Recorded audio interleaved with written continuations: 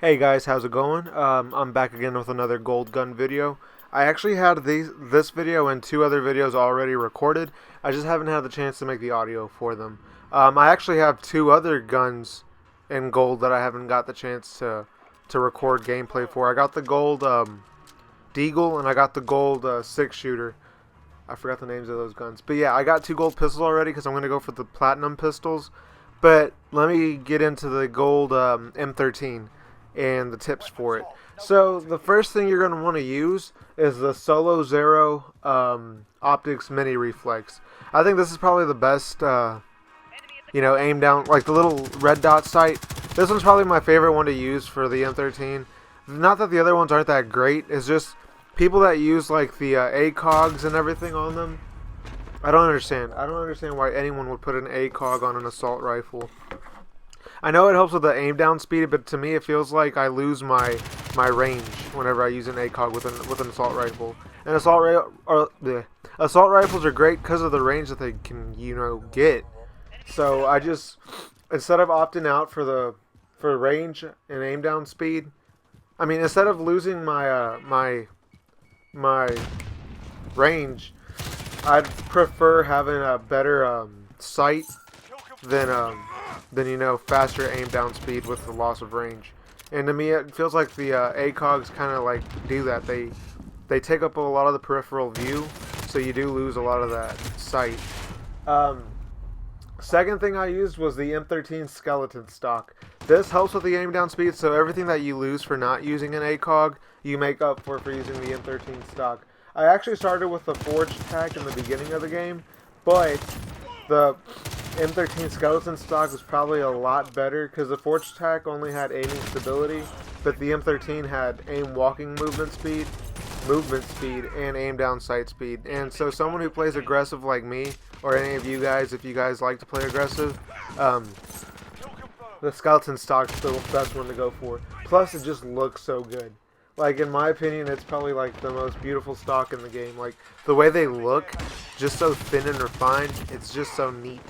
I like it. I used to use the perk sleight of hand, and I had to give up sleight of hand for ammunition. So we're not going to talk about the perks. You can use sleight of hand if you want, but I sacrifice sleight of hand for the 60 round mags. 60 round mags are great because you're going to be spraying and praying to get this gun. Trust me, this one is the longest gun it took me to get gold on. Like, the AX50 was the hardest because you had to get like double kills and all that stuff as quickly as possible, and there's only so many perks that actually help you with your speed. So while the AX50 was the most difficult to get gold on, the M13 was the longest because you have to get so many kills with it. Like the AX50 and the M13, no, the MP5, those two only took about maybe 600 just to finish the spray paint camo. The M13 you had to get 850 just basic kills to get the spray, to complete the spray camo. So just the quantity of how many kills you have to get for each of those challenges just takes up so much time, and you're gonna spray and pray a lot. And so the 60 round mag helps with that because double the mag, if you know what I mean. Double the ammunition, you're good. I also use the rubberized grip tape. I usually use a granulated grip tape for most of my guns. I think I use a granulated on the MP5 if I remember right. But I like the rubberized one more because this gun has a lot of recoil. This one's not the M4A1. It's got really crappy recoil, and that's why I like it. It was a challenge, and I like challenging guns. People that kill me with the M4A1s are trash.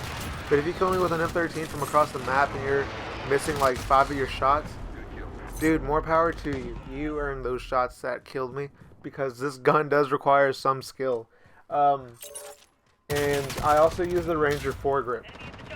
This one really helped with the recoil, so my accuracy was up even more. Because this gun, like I said, does require skill. It was so freaking hard to get a lot of the kills I got. Like, that's why I had to get the 60 round mag. I had to give up sleight of hand for a 60 round mag. And I think it was a good sacrifice because half my shots never touched the enemy combatant, and it just wasn't cool. And I said "and" like 50 times. And We'll go ahead and say and again. Let me show you guys, or I don't know how most people build their guns. They usually use the Merc foregrip, and I love the Merc foregrip on like the MP5 because of the hipfire accuracy. A lot of people use the Merc foregrip. That's like the main one, and it was the main one for me. Like I used the Merc foregrip on the Car 98, I believe, and on the MP5. But with this gun, it's not going to be helpful because this hipfire is so hard with this gun that the any little perk you can put on it to help it won't really do anything. And that's what the Merc foregrip does. It helps with the with the hipfire shots, and it really doesn't make a difference because this gun just has so much recoil. So just sacrifice that Merc, because you're not going to hit any of those hipfire shots anyways. Trust me, I was using the Merc in the beginning of the game to try to get hipfire shots. It wasn't working for me. So I just gave it up and I started using the Ranger foregrip because it helps with recoil control and it helps with the long distance shots, which you're going to need later on for like long shot kills and stuff. You can use the Merc in the beginning whenever you're doing like the crouch kills, and you combine your crouch with the hipfire because crouching actually helps with your aiming stability, so that helps even more. But I mean, I'd rather use a Ranger foregrip on these assault rifles, except for the M4A1. You can use whatever you want because that's a trash gun. Sorry, let me stop ripping on the M4A1.